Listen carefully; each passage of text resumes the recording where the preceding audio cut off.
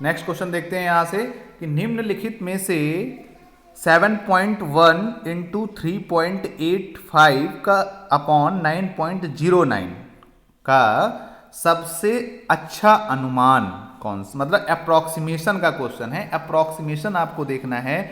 जैसे कि आप ध्यान देते हैं कि अप्रॉक्सीमेशन में क्या होता है, अगर लेट करो कि उसका हम 10 के अप्रॉक्सीमेशन कर रहे हैं, अगर 5 से बड़ी संख्या है 7, 6, 7, 8, 9 तो हम उसको 10 लिख देते हैं, छोटी है तो उसको हम 0 में राइट करते हैं। यहाँ से 7.1 तो 0.1 देखेंगे तो हम 7.1 को क्या राइट करेंगे 7, 3.85 है तो 8 है तो 8 का मतलब हम क्या नेक्स्ट में 1 राइट करेंगे तो 8 5 क्या हो जाएगा 4, 9। अब देखो ऐसे 9.09 तो 9 आया तो 9 किस में चेंज हुआ 1 में, तो ये आएगा 9.1।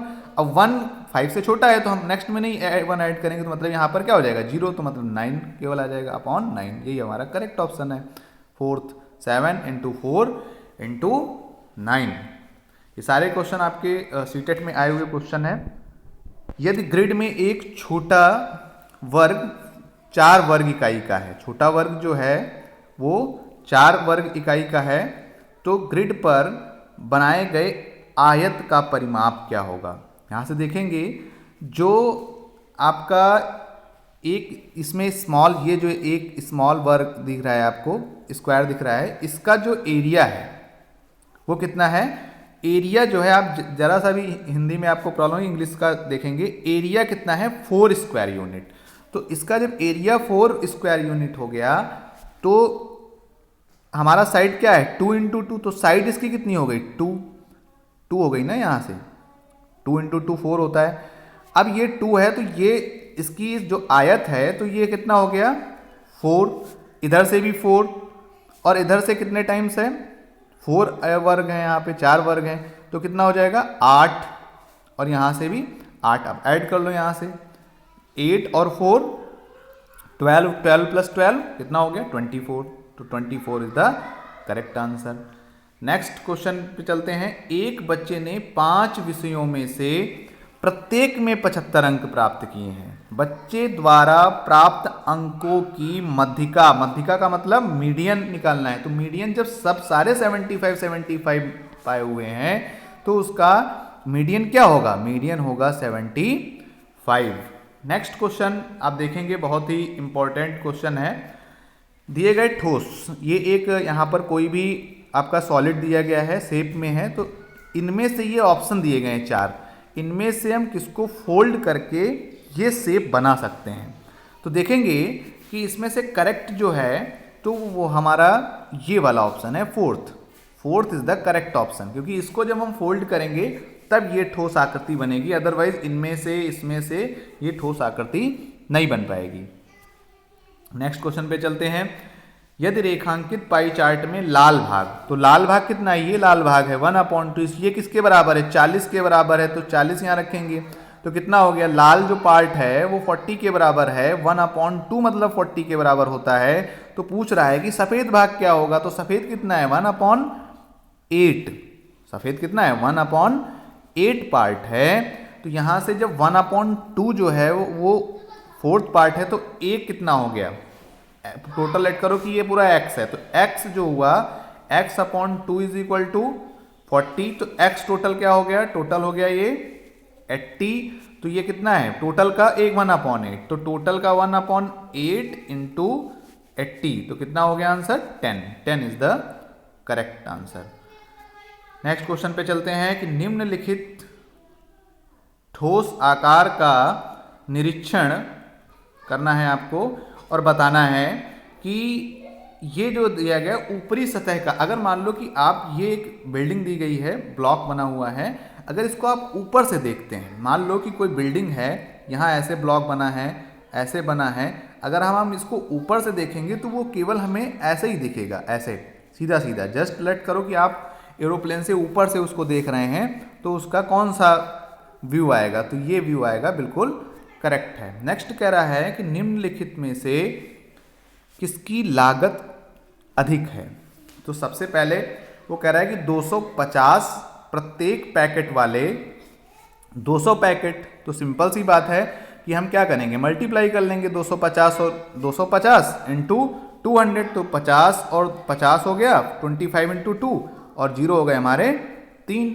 फिर वो कह रहा है कि 250 प्रत्येक वस्तु के 22 दर्जन, तो 22 दर्जन का 20 दर्जन का मतलब क्या है, एक दर्जन में 12 वस्तुएं होती हैं, तो 12 तो 240 हो गए टोटल वस्तुएं। एक कितने की आती है, 25 250 की आती है, तो 250 इंटू 240, तो ये कितना हो जाएगा, 2 0 ये हो गया, 25 इंटू 4 110, 25 और 50, तो ये कितना हो गया 60। मतलब कौन सा ज़्यादा है, सेकंड का लागत जो है वो ज़्यादा है।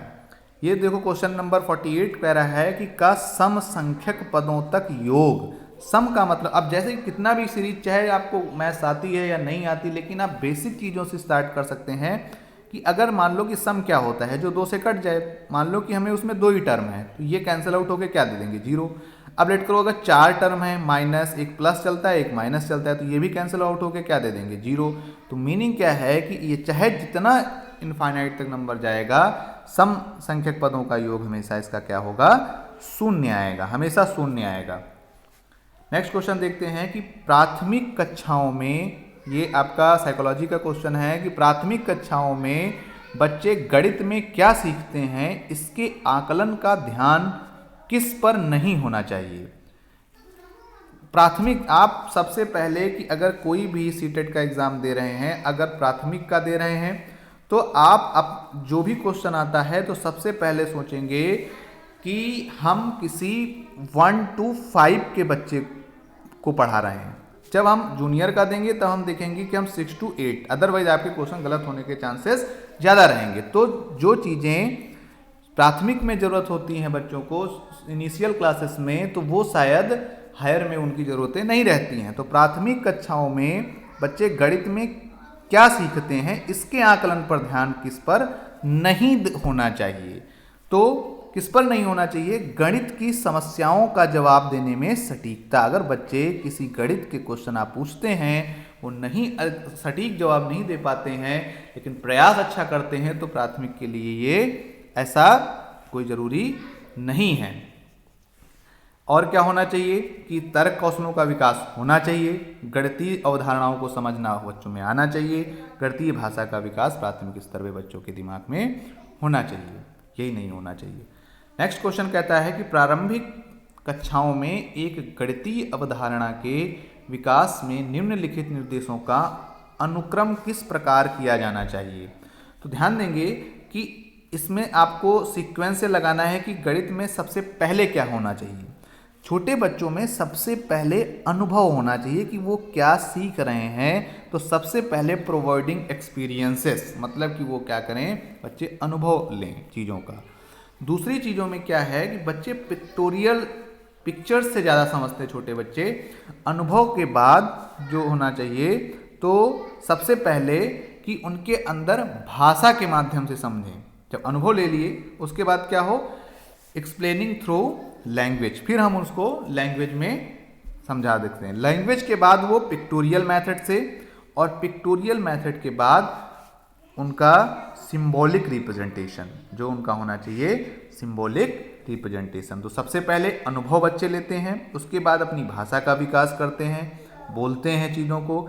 उसके बाद जो होता है कि वो चित्र के माध्यम से चित्रों को समझते हैं, सिंबल समझते हैं क्या होता है। उसके बाद जो होता है उनके अंदर सिंबॉलिक रिप्रेजेंटेशन का यूज हम कर सकते हैं। ये है हमारा प्राथमिक के बच्चों का गणितीय विकास प्रारंभिक कक्षाओं में।